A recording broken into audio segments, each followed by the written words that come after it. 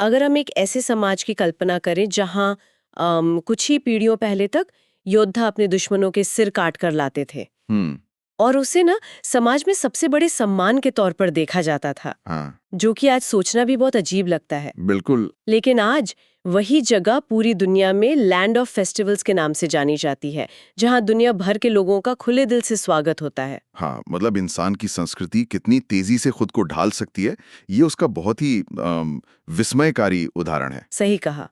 तो इस deep dive में हम भारत के नागालैंड राज्य के इसी सफर का विश्लेषण करेंगे। हमारे पास जो सोर्सेज है ना, वो बताते हैं कि कैसे वहाँ का हर पहाड़, घना जंगल और जनजातियां एक बेहद गहरी कहानी समेटे हैं। और सबसे बड़ी बात, वहाँ 16 से भी ज्यादा प्रमुख जनजातियां रहती हैं। हाँ, और उन सब की भाषाएं, पहनावे और परंपराएं बिल्कुल अलग-अलग है। लेकिन यहीं पर ना मुझे एक बड़ी उलझन होती है। अच्छा, कैसी उलझन? अगर 16 अलग-अलग जनजातियां एक ही राज्य में हैं और उन सब की भाषाएं एक दूसरे से एकदम अलग हैं, तो वो एकजुट समाज कैसे बनाते हैं? मतलब वो एक दूसरे की बात कैसे समझते होंगे? ये बहुत ही वाजिब सवाल है। देखिए, जब भाषाएं अलग होती है ना, तो संवाद का कोई दूसरा माध्यम खोजना पड़ता है।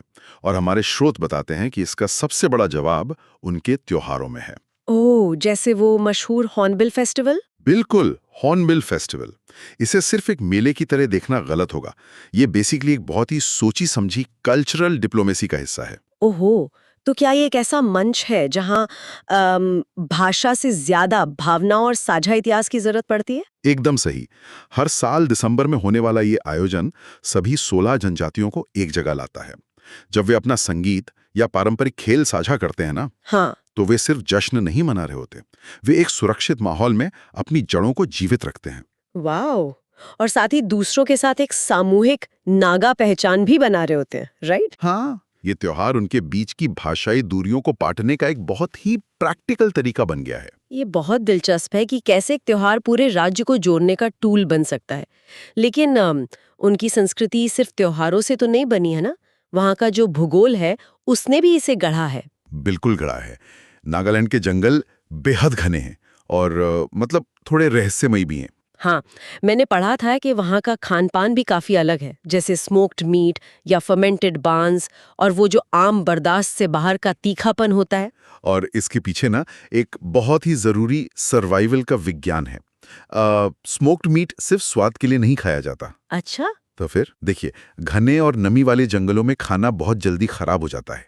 जब फ्रिज नहीं होते थे, तब मांस को लंबे समय तक सुरक्षित रखने के लिए उसे धुएं में सुखाना यानी स्मोकिंग एक बेहतरीन टेक्नोलॉजी थी। वेट, सच में?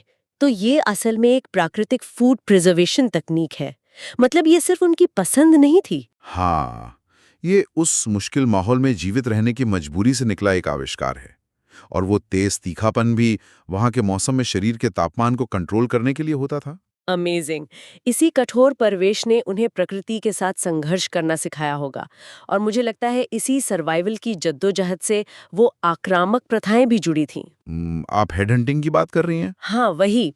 सोर्सेज में इसका जिक्र है कि दुश्मनों के सिर काटकर लाने की प्रथा थी, पर कोई समाज ऐसा करता क्यों है? क्या ये सिर्फ वर्चस्व की लड़ाई थी? नहीं, ये सिर्फ बेतरतीब हिंसा नहीं थी। ये उनकी आध्यात्मिक मान्यताओं से गहराई से जुड़ी एक व्यवस्था थी। उस समय